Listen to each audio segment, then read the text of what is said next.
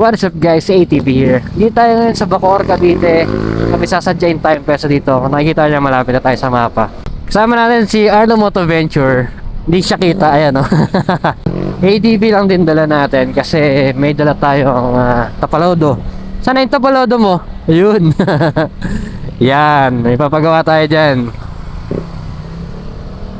Sana siya? Malapit na, 37 Convenience Store. Ayun, ayun, ayun. Ito, si Jars Hydro Dip.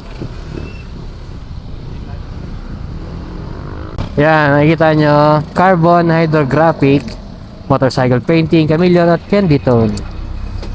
Yan na sinadya natin dito. So, hanapin lang natin sir. Balikan ko kayo. Arlo Motoventure Short Gaming. Init eh, taka-short. Aray ko! Yan yung 37 Convenience Store. Pinapin sa amin. Ito sila. So yun guys, galing na tayo sa loob. Yan, dito sila sir. Babalikan na lang natin dahil close sila bukas. Iniwan lang natin ngayon. Tingnan natin kung ano magiging resulta. Then, sisendan din tayo sir ng mga video kung paano yung ginagawa niya step by step. So yun, uwi muna tayo. Balik na lang ulit tayo.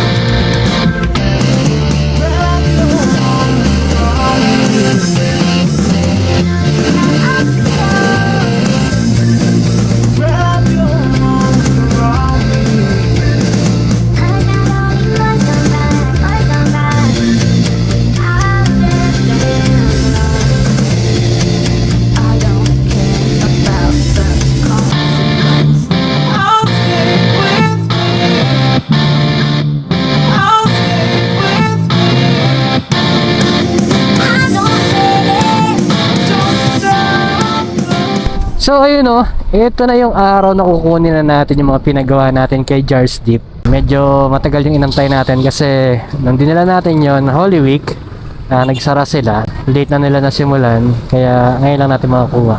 Parang 5 days din yung inabot. Kasama na si Arlo Motoventure, nandiyan sa likod, ang cast natin. Naabot na rin tayo ng paggabi na kasi may trabaho tayo eh. Kasi kanina umaga pa siya tapos eh. Yan, malapit na tayo. Yun, nakita ko na. Yung ilaw natin tabingi oh. Yung kaliwa mababa. May purpose yan. Sa baba yan para hindi masilaw yung nasa kaliwa. Yan yung nakapin oh. Yung 37 Convenience Store. Yan. So dito na tayo kay Jars Dip. Ano yung pinagawa natin oh. Angas oh. Kaya kasama na yung sir. Siya yung gumawa ng helmet natin. Tsaka yung tapalodo ni Arlo Motoventure. Sir, bukod sa pagdidip, ano pag iba mong ginagawa? Nagre-repaint din, tapos chameleon, tsaka, Mga kaha. kampaha, tsaka candy tone. Magkano sir ang helmet? Bali 3.5. 3.5. Nag-repaint ka rin ng helmet? Oo, sir. Pag mga candy tone, chameleon, magkano ang presyo ng ganun? Per panel, 1.6. 1.6. Meron bang chameleon helmet? Meron. Pwede rin. Magkano? Siguro mag-range yan ng 3.7. Saan kanila matatagpuan, sir?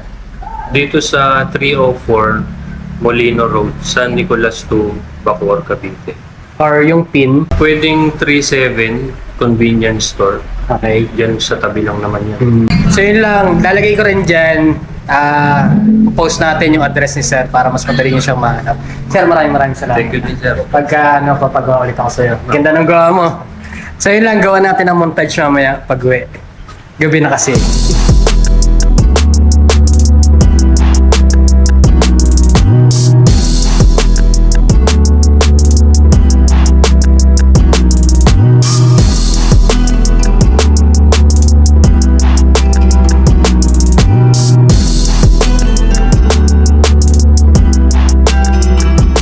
Testing naman natin to. Labas tayo. Pakita ko sa inyo itsura ng helmet natin pagka andito na tayo sa labas. Syempre, HJC gamit nating helmet ngayon. HJC rin dapat yung suot natin. Inyar naman lang naman. Matagal na sa akin itong damit na to. Dati kasi talaga naka-HJC tayo. Unang-unang HJC natin, CS15 lang. And then sumunod, bumili tayo ng Fabio Quartararo na C10. After nun, yun na, nag-aero na tayo. Itong helmet natin ngayon, dati siyang C70. Maraming salamat kay OGBCSR o kay Brian Cedric Rocha. Binuo ko na. Kung napanood nyo sa mga video natin, lagi niyang gamit tong helmet na to. Ito yung white, red, and black. Yun yung palaging gamit niya noon. Mali siya, iniwan niya na sa atin. Kasi yun nga, pinagawa natin to kay Jars Deep. Inspired to sa ARPA 70. Yung ARPA 70 kasi, yun yung merong inner visor o dual visor. Yan siya. Yan ang itsura niya. And then yung logo dito sa ibabaw, pakita ko sa inyo. Yan. In order lang natin sa Shopee yan, lalagay ko na lang din sa link. Para sa mga naka-ARPA na natatanggal na yung logo ng HJC na dito. Meron ako nakita maganda yan, kamukhang kamuka. Yung logo sa likod, yung R dito sa likod ng helmet, lalagay ko na lang din dyan kung ano yung mga gamit natin na mic, yung gamit natin na camera, lalagay natin dyan lahat. Gusto nyo pati itong damit ko eh, tsaka balaklava isama natin. Wala naman talaga tayong biyahe ngayon, hindi naman tayo lalayo. Meron naman tayong pupuntahan. Gusto ko lang din ipakita sa inyo yung itsura ng helmet natin. Pag nagpagawa kayo ng ganito, expect nyo na bibigat ng bahagya kasi ilang patong yung pintura niya, ilang coat siya eh. So malalagdagan ng onte. Kung sanay ka sa mga magagaan talaga na helmet, mararamdaman mo yan. Pero kung hindi naman, kung ang gamit mo ay mga 1,500, 1,600 grams, halos hindi mo na rin mararamdaman. Ako sanay na ako sa mabigat na helmet eh. May intercom, may chin mount, may mic sa loob, dalawa yung mic niyan, isa sa intercom, isa sa camera, then may camera. Sanay na tayo sa mabigat. Kahit bumili tayo ng magaan, bumibigat. Bakit nga ba si Jars Day pinapili? Nakita ko kasi yung mga gawaan na solid din naman yung gawaan niya eh. Halos pareho lang naman sa iba. Tapos bukod sa malapit siya sa amin, mura yung singil niya. Dali rin siya kausap. Tsaka isa kasi si Jars Deep sa negosyante na hindi pa naman ganun kilala. Gusto ko yung ganun eh. Gusto ko suportahan yung mga maliliit na negosyo. Kaya doon tayo nagpapagawa sa kanila. Tsaka gusto ko rin suportahan yung social media niya. Kaya naman request ko lang, subscribe nyo ako syempre. Subscribe nyo na rin si Jars Deep. So yun lang no, dito natin tapusin to. Maiksi lang tong video natin. Next ride natin, abangan nyo, makakasama ulit natin ang balagbag. So halo-halong motor ulit, merong big bike, merong scooter, merong kargado, meron yung driver ang kargado. So yun lang, abangan nyo. Kung nagustuhan mo tong video na to, please don't forget to subscribe, leave a like and comment, share this video, and ring the notification bell. Kita kits, susunod na biyahe. Out.